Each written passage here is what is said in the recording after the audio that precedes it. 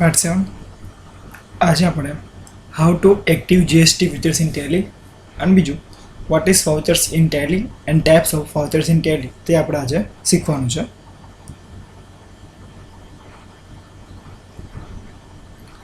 How to activate GST features in Tally. જો તમારે Tally ERP9માં જીએસટીનું કામ કરવું હોય તો પહેલાં ટેલી ERP9માં જીએસટીનું ફીચર્સ એક્ટિવ કરવું પડશે. તેના પછી જ ટેલીમાં જીએસટીનો ઉપયોગ કરી શકાશે. અને એક્ટિવ કરવા માટે તમારે કોઈ પણ ફર્મ કે શોપની કંપની ટેલી બનાવી છે તેમને જીએસટી નંબરની જરૂરત હોય છે. આપેલા સ્ટેપ્સ ફોલો કરીને તમે ટેલીમાં ફ્યુચર્સને એક્ટિવ કરી શકો છો જીએસટીને. ફર્સ્ટ, ગેટવે ઓફ ટેલી પર તમને ફ્યુચર્સ બટન પર ક્લિક કરવાનું છે, અથવા તો તમે કીબોર્ડમાં તમને શોર્ટકટ F11 પર પ્રેસ કરી શકો. જો આ બાજુ અહીં આપી છે F11 ફ્યુચર્સ. આગળ આના પર ક્લિક કરશું એટલે કંપની ફ્યુચર્સ આવશે. એમાં પેલું હશે accounting features, inventory features, statutory and taxation, advanced features and quit. આપણે આ ટેક્સેશન ઉપર લખેલા બટન પર ક્લિક કરવાનું છે, અથવા તમે શોર્ટકટ S પણ દબાવી શકો છો. એટલું પતે પછી આવી સ્ક્રીન ખુલશે. એમાં તમારે ફર્સ્ટમાં જ enable goods and service tax GST પર અહીં તમારે યસ લખવાનું, અથવા વાય કરીને એન્ટર આપશો તો તમે નીચે જશો તો પણ ચાલશે. અને સેટ અલ્ટર જીએસટી ડિટેલ્સ અહીં તમે યસ કરશો એટલે ડાયરેક્ટ જ આવી સ્ક્રીન ખુલશે.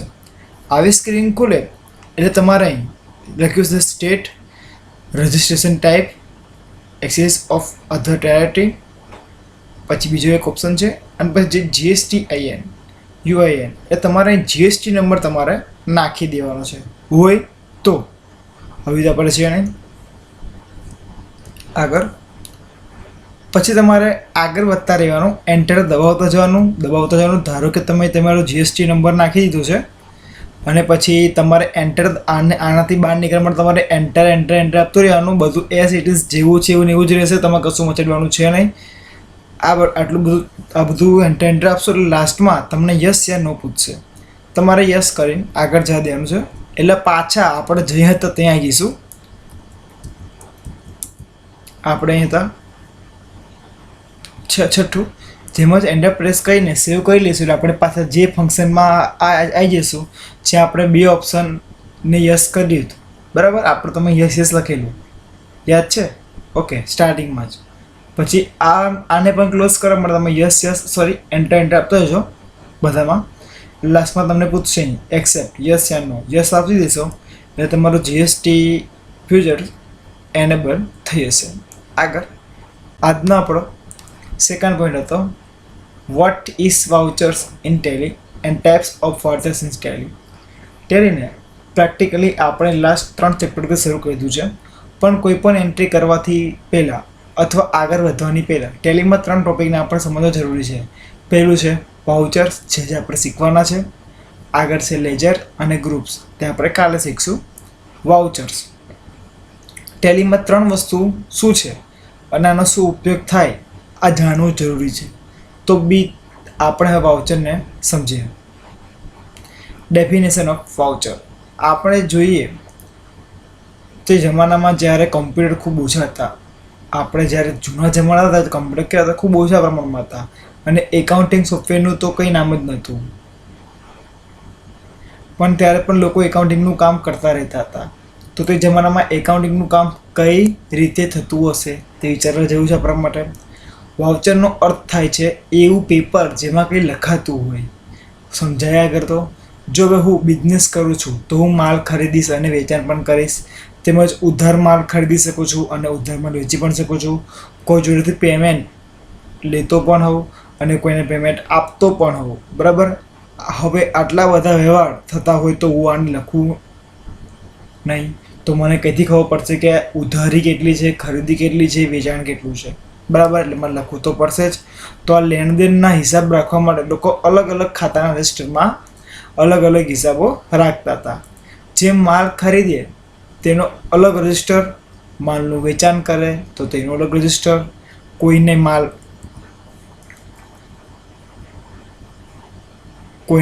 ઉધાર આપે તો તેનો અલગ રજિસ્ટર, માલ ઉધાર લે તો તેનો અલગ રજિસ્ટર. હવે આવા રજિસ્ટરને વાઉચર કહેવામાં આવે છે. કયા રજિસ્ટર નથી? Purchase register, sales register, receipt register. બરાબર. આગળ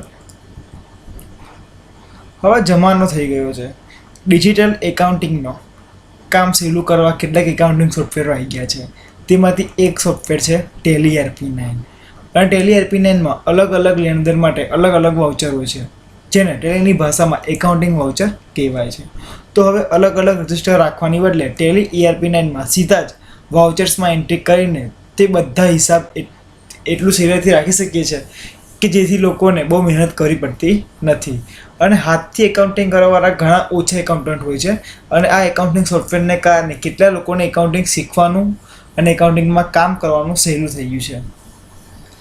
જો જેમ મેં કીધું તેમ ટેલી ERP9માં પણ વાઉચર્સ હોય છે, જેમ એકાઉન્ટિંગ વાઉચર્સ કહેવાય છે. અને અલગ અલગ એન્ટ્રીસ કરવા માટે અલગ અલગ વાઉચર હોય છે.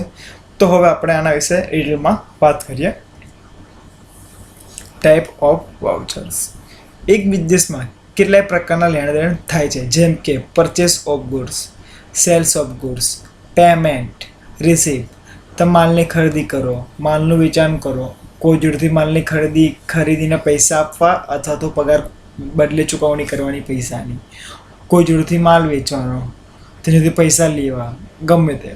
તો અલગ અલગ ટ્રાન્ઝેક્શનને રેકોર્ડ કરવા માટે ટેલી ERP9માં અલગ અલગ વાઉચર્સ હોય છે, જેને એકાઉન્ટિંગ વાઉચર્સ કહેવામાં આવે છે. આમ તો ટેલી ERP9માં 22 વાઉચર્સ હોય છે, પરંતુ આપણા આ બેઝિક કોર્સમાં ખાલી આપણે 8 જ વાઉચર શીખવાના છે.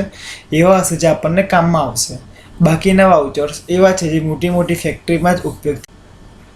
તમારે વર્કિંગ એજ્યુકેશન મોડ ચાલુ કરવાનું છે. આની અંદર તમારે GSTનું સેટિંગ કરવું હોય તો અહીં F11 ફીચર્સ પર ક્લિક કરવાની છે. આના સ્ટેટસ ટેક્સેસમાં ક્લિક કરવાની છે. અહીં યસ છે, અહીં નોની બદલે યસ કરીને એન્ટર આપશો એટલે આવું પેજ આવશે. આમાં તમારે એન્ટર કરીને GSTIN જે પણ નંબર હોય એ નાખી દેવાનો છે. બરાબર. આગળ એન્ટર આપતું જવાનું, યસ કરીને બહાર નીકળી જવાનું છે. આને પણ એન્ટર આપતું જવાનું છે, કશું જ નહીં. યસ કરીને બહાર તમે આવી જશો પાછા બહાર. આપણે